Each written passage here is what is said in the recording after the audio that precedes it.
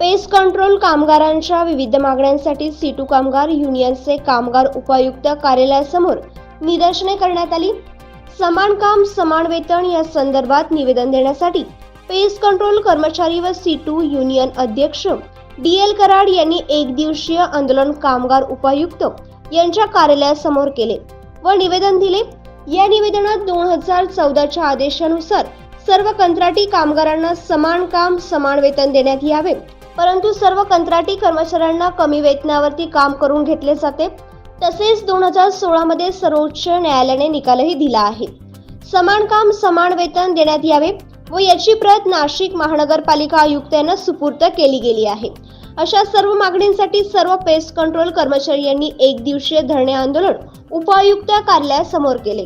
कंत्राटी कामगार, टेम्पररी कामगार, बदली कामगार, ट्रेनिंग कामगार, अप्रेंटिस, मानधनावरचे कामगार, एकत्रित वेतनावरचे कामगार, त्याला नाव काही दिलेलं असेल, परंतु कायम कर्मचारी जे काम करतात तेच जर काम कायम नसलेल्या कर्मचाऱ्याकडून करून घेतलं जात असेल तर कायम कर्मचाऱ्यांना जे वेतन आणि लाभ मिळतात ते सर्व लाभ आणि वेतन या कर्मचाऱ्यांना दिलं पाहिजे हा आदेश सर्वोच्च न्यायालयाने 2016 मध्ये दिला। त्यानंतर आपण त्या सुप्रीम कोर्टाच्या निकालाची प्रत नाशिक महानगरपालिकेचे आयुक्त आणि त्याच्याबरोबर आपलं निवेदन हे हा सुप्रीम कोर्टाचा निकाल आहे। या निकालाची तुम्ही अंमलबजावणी करावी आणि पेस्ट कंट्रोलच्या कामगारांना न्याय द्यावा अशा पद्धतीचं लेखी स्वरूपामध्ये आपण मागणी केली। त्याच वेळेला आपण कामगार उपायुक्ताकडे तक्रार केली की नाशिक महानगरपालिकेमध्ये काही विभागामध्ये पेस्ट कंट्रोलचं कायम कर्मचारी काम करतात आणि काही विभागामध्ये ठेकेदारी पद्धतीनं कर्मचारी नेमलेले आहेत आणि ह्या दोघांच्या वेतनामध्ये आणि लाभामध्ये मोठा फरक आहे आणि हे सर्वोच्च न्यायालयाच्या निकालाचं आणि समान कामाला समान वेतन आणि लाभ हा जो कायदा आहे हा कायदा डॉक्टर बाबासाहेब आंबेडकरांनी केलेला कायदा आहे। समान कामाला समान वेतन मिळालं पाहिजे, त्या कायद्याचं उल्लंघन केलं जात आहे।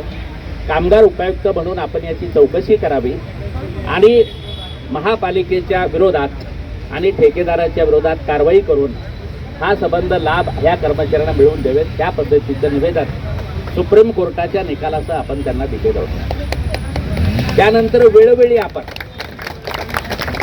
आपण स्मरणपत्र दिले, परंतु प्रशासनही काही काम करायला तयार नाही, महापालिका प्रशासन सुद्धा काम करायला तयार आहे। या संदर्भामध्ये कामगार मंत्र्यांची भेट घेतली, या संदर्भामध्ये मुख्यमंत्र्यांची भेट घेतली। मुख्यमंत्री देवेंद्र फडणवीस होते त्यावेळेला हा सुप्रीम कोर्टाचा निकाल घेऊन मी स्वतः त्यांच्याकडे गेलो।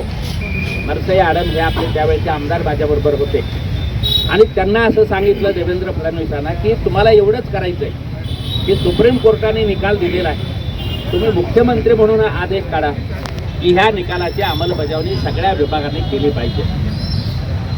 त्यांनी काय उत्तर दिलं मी बघतो करतो, परंतु ते मुख्यमंत्री असताना सुद्धा काही केलेलं नाही। आत्तापर्यंत आपल्या या महानगरपालिकेमध्ये कंत्राटी कामगार आहेत। काल मी धुळ्यामध्ये होतो, आज तरी तुम्ही इथं संघटित असल्यामुळं CITU संघटना असल्यामुळं आपल्याला किमान वेतन मिळालं, आपला प्रॉव्हिडंट फंड मिळाला, आपलं बाकी बोनस आपल्याला मिळतो। काल मी धुळे महानगरपालिकेमध्ये होतो, त्या धुळे महानगरपालिकेतल्या कामगारांना 8,500 रुपये महिना वेतन दिलं जातं। 200 पेक्षा जास्त कामगार 10 वर्षापासून काम करतात आहे, त्यांना किमान वेतन नाही, महागाई भत्ता नाही, बोनस नाही, कुठल्याही प्रकारचे लाभ दिले जातात। मी त्याच्या एक दिवस अगोदर मराठवाड्यामध्ये होतो, मराठवाड्यामध्ये सेलू मानवत या नगरपालिका आहे, त्या नगरपालिकेतल्या कंत्राटी कामगारांना किमान वेतन मिळत नाही। 6,000 रुपये महिन्याला पगार दिला जातो, तो सुद्धा 4-4 महिन्यानंतर दिला जातो। म्हणजे आपल्या देशामध्ये सर्वोच्च न्यायालयापेक्षा श्रेष्ठ कोणीच नाही आहे, परंतु सर्वोच्च न्यायालयाचा निकाल सुद्धा अंमलबजावणीत आणला जात नाही। बाबासाहेबांनी मजूर मंत्री असताना केलेला जो कायदा आहे समान कामाला समान वेतन, बाबासाहेब तर त्याच्या पुढे गेले होते, स्त्री पुरुषांना सुद्धा समान वेतन दिलं पाहिजे, पुरुषांना जेवढं वेतन मिळतं तेवढं स्त्रियांना पण दिलं पाहिजे, हा कायदा बाबासाहेबांनी केला होता। त्या कायद्याची अंमलबजावणी केली जात नाहीये, ही परिस्थिती आपल्या देशामध्ये आहे। आणि हे कोण करत आहे? आपण ज्यांना निवडून देतो ते लोक करतात आहे। एक काळ असा होता की सातपूर गावातले, अंबड गावातले, मोरवाडी गावातले जे कर्मचारी, तरुण मुलं त्यावेळेच्या पुढाऱ्यांनी नगरपालिकेला घेऊन गेले आणि त्याला तुम्ही कामाला लागा असं म्हटले, ते सगळे कर्मचारी कायम झाले आपोआप. त्यांच्यासाठी मोर्चा काढावा लागला नाही, त्यांच्यासाठी आंदोलन करावं लागलं नाही. एक सरकारचं धोरण होतं की नगरपालिकेमध्ये काम करणाऱ्या कर्मचाऱ्यांना कायम करायचं. परंतु 1990 नंतर सरकारने जे कंत्राटीकरणाचं, खाजगीकरणाचं धोरण घेतलं, त्याचा परिणाम असा झालेला आहे की हजारोच्या संख्येनं नगरपालिका, महानगरपालिका, नगरपंचायती सरकारच्या विविध खात्यामध्ये कंत्राटी पद्धतीनं काम केलं जातं आणि संबंध पिढ्यानपिढ्या बर्बाद केल्या जातात. खाजगी कारखान्यामध्ये तुम्ही पाहताय, खाजगी कारखान्यामध्ये हजारो कामगार काम करतात, कंत्राटी पद्धतीनं काम करतात, रोज काम करतात. तुम्ही रोज कामावर जाता, तुम्ही कामावर नाही गेलं तर महापालिका चालू शकत नाही. जे काम नियमित स्वरूपाचं आहे, जे काम अत्यावश्यक स्वरूपाचं आहे, या कामासाठी कंत्राटी पद्धतीनं मजूर लावता येत नाही. ही तरतूद कंत्राटी कामगार नियमन आणि निर्मूलन कायद्यामध्ये आहे, कायद्यामध्ये म्हटलेलं असतं. तरी सुद्धा त्या कायद्याचा भंग केला जातो आणि आपल्याला वर्षानुवर्षे कंत्राटी पद्धतीनं राखून घेतलं जातं. त्याचं कारण जे आपण ज्यांना निवडून देतो त्यांना ह्या कायद्याची अंमलबजावणी करायचं नाही, त्यांना ठेकेदारांना पोसायचं आहे, त्यांना अधिकाऱ्यांना पोसायचं आहे, या देशातल्या भांडवलदारांना त्यांना पोसायचं. त्याच्यासाठी हे सगळं चालतं. या देशामध्ये कोट्यावधी तरुणांचं आयुष्य मातीमोल करण्याचं पाप या लोकांनी केलेलं आहे. सुप्रीम कोर्टाचा निकाल असताना सुद्धा लाभ दिला जात नाही. म्हणून आपण उच्च न्यायालयामध्ये गेलेलो आहे, कायम करण्याची मागणी केलेली आहे. तुम्ही सगळे CI2च्या प्रयत्नामुळे एक गोष्ट चांगली झाली की ठेकेदार जरी बदलला तरी तुम्हाला ते काढून टाकू शकत नाही तर आतापर्यंत तुम्हाला कधीच काढून टाकला असता. आपण कोर्टामध्ये गेलो आणि आपल्या नोकरीत आपल्याला काढून टाकू शकत नाही असा आदेश घेतला. त्यामुळे तुमच्या नोकऱ्या सुरक्षित राहिल्या नाही. तर तुम्ही किमान वेतन मागितलं म्हणून, तुम्ही बोनस मागितला म्हणून, तुम्हाला महागाई भत्ता मागितला म्हणून त्यांनी कधीच काढून टाकला असतं. आणि म्हणून इथे काही आपली पोषक अशी परिस्थिती आहे, संघटना मजबूत आहे म्हणून आपण काही करू शकलेलो आहे. परंतु दोस्तांनो, लक्षात ठेवा की आपण आयुष्यामध्ये किती वर्ष कॉन्ट्रॅक्ट पद्धतीनं राहणार आहोत. इथं 5 वर्ष जो आमदार होतो त्याला पेन्शन मिळतं, त्याला लाखो रुपये पगार दिला जातो. इथं आपण 20-20 वर्ष, 25-25, आता आपले 6-7 कर्मचारी रिटायर झाले. आयुष्य पूर्ण ह्या कामामध्ये गेलं तरी सुद्धा त्यांना कायम केलं जात नाही. मी 12 सप्टेंबरला कामगार मंत्र्यांना हा प्रश्न विचारला मुंबईच्या बैठकीमध्ये की तुम्ही आम्हाला सांगा, कंत्राटी कामगाराला किती वर्ष तुम्ही कंत्राटी कामगार बनवून ठेवणार? किती वर्ष? 2 वर्ष, 3 वर्ष, 5 वर्ष, 10 वर्ष, किती वर्ष?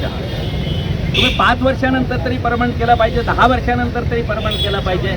कामगार मंत्री एक शब्द बोलायला तयार नाही अशी परिस्थिती आहे. आणि आता तर त्यांनी त्याच्यापेक्षा जास्त मोठी भूमिका घेतलेली आहे. इथून पुढे सरकारच्या सगळ्या विभागामध्ये, नगरपालिका, महानगरपालिकेमध्ये, सरकारचे जे महामंडळ, त्या महामंडळामध्ये आता जवळपास 3 लाख पदं रिक्त आहेत.